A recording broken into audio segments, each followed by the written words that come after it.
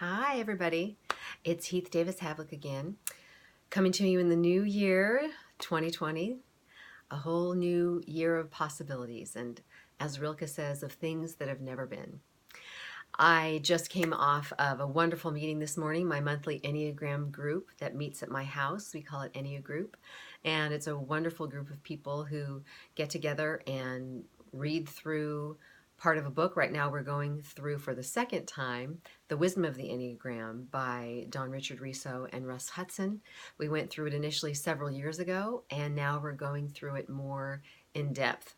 So we have a 2-hour meeting every month, and so far we have spent either 3 or 4 of those meetings on just type 1.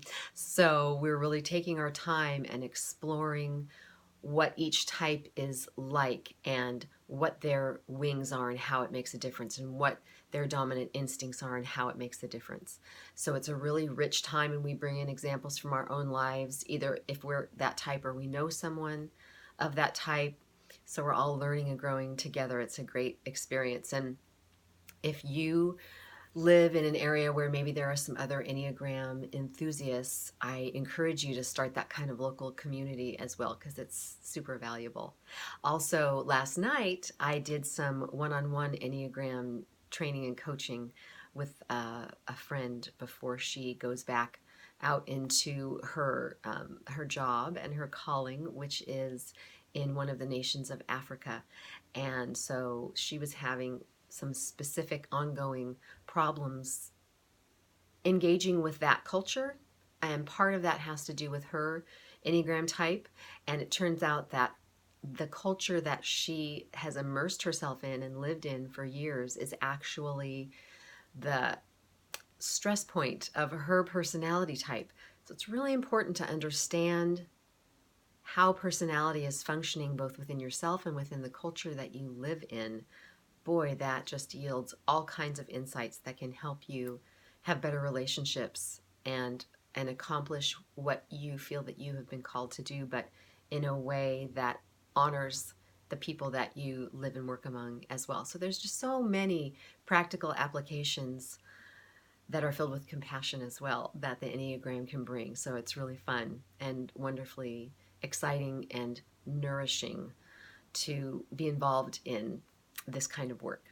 So I wanted to talk today about a couple of my recent blog posts because they're pretty relevant to what's going on in the world. One of them is called The Enneagram's Call to Civility. And boy, don't we need that in our culture right now. I heard someone say recently that we live in a post-civil culture. And if you look at Facebook, if you look at Twitter, if you look at a lot of the current news media, boy, doesn't that ring true? People are so unkind. They spew out their opinions as if those opinions are objective fact.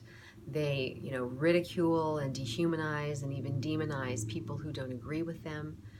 And that is just not the way of love. It's super easy for all of us to get into, even if we're Christians, even if we're trying to follow Jesus and say that we are people of love. Wow, it's so easy to get caught up in our own personalities, particularly about things that are important to us, things that have significance for our nation and for the world and for our culture. So the wonderful thing, well, one of the many wonderful things about the Enneagram is that it helps us have some perspective, right? In our Enneagram group this morning, we were just talking about type 1 and how some type 1s in particular are convinced and never question the assumption that their opinions are objective truth. They are correct, and everyone should have those same opinions and behave in the ways that the one feels are the proper and one way to act and be in the world. So that can make people like that really hard to be around, and it can make them hard to be heard, because sometimes they really do have valid points. But that kind of attitude, it's a kind of arrogance, really, and it's born of lack of self-awareness and lack of understanding about how your brain works, about how personality works, and about how you really are following a script based on patterns of personality created in your brain. So that goes for all of us. Not all of us are ones, of course, but whatever Enneagram type we are, that is so easy to do, just to fall right in to those belief patterns that we assume everyone should hold. So in my blog post, I talk about how the Enneagram helps transform us in really beautiful and compassionate ways that enable us to not demonize people who don't agree with us, and also enable us to rethink our own positions and really check in and even ask God, is this something that's actually true, or is this something I believe because of my personality? So that's one thing that is very timely, both now in this election year and just in general for our whole lives. And the other blog post that I put out recently is called Navigating the New Year, I believe. It is designed to help us kind of realign and get prepared for this new year full of things that have never been, and we don't know what's coming. There's certainly going to be some suffering to one degree or another. There are certainly going to be some triumphs and some joys. There are going to be challenges. And so it's helpful, and I think actually quite important for us to take stock of where we have been and consider how we're going to move forward. Because the subtitle of this blog post is Destiny is a Destination. Have you ever noticed before how those two words have the same root? Destiny is going in a purposeful direction. It's going toward an ultimate goal. And an important thing to ask yourself also is that goal mine? Did my personality come up with it and it seems true and real and amazing and I'm excited about it? Or does it actually come from God and you can still be excited about it, but know that actually it's God who is directing you? So I always recommend to people, use the Enneagram in that path. Use the Enneagram as you journey along your destiny, as you head toward that destination. And I want to read just a little bit for you, to you from that post. My computer's gone to sleep. Here, let me pull it up again. Okay, it says, the Enneagram is a set of tools for self, other, and God understanding that helps us find and stay on our destination path. It is and always has been a tool set for spiritual transformation. And that's also a really important thing to keep in mind as we see all of the internet memes about the Enneagram. You know, what Enneagram type are all the Avenger characters or all of the Star Wars characters, and funny little, GIFs and funny Enneagram Twitter accounts about, Parks and Rec or about Enneagram dogs. Those are funny. I love them. I follow them. I'm not denigrating them at all. But it's so important to keep in mind that your Enneagram number is not your identity. It's not who you are. It is, in fact, where you're stuck.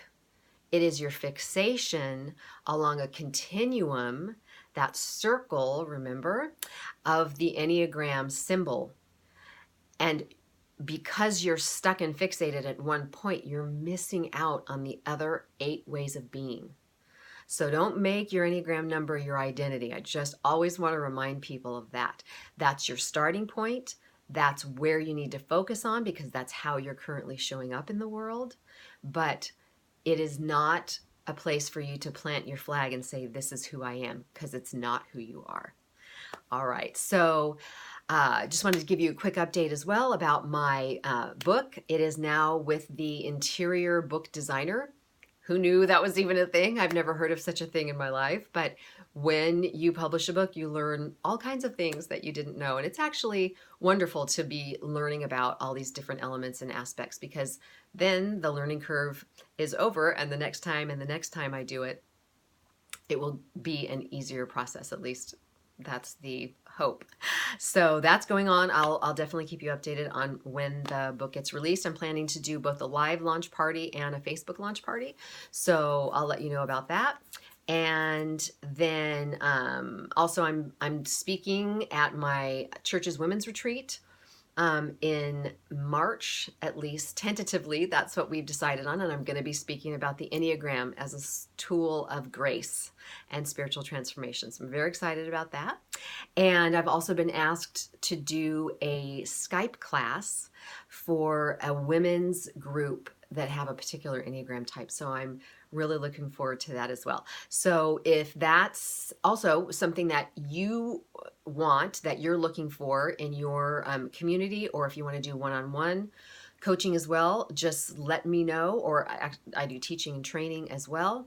If you need a guest speaker for any of the events that you're involved with in your church or community, please let me know. I love this. I live for this. This is part of my destiny journey. So with that, I will just let you go back to your Saturday or whatever day you're watching this. And I hope that it is beautiful and full of presence and awareness and purpose. All right, you guys have a great day.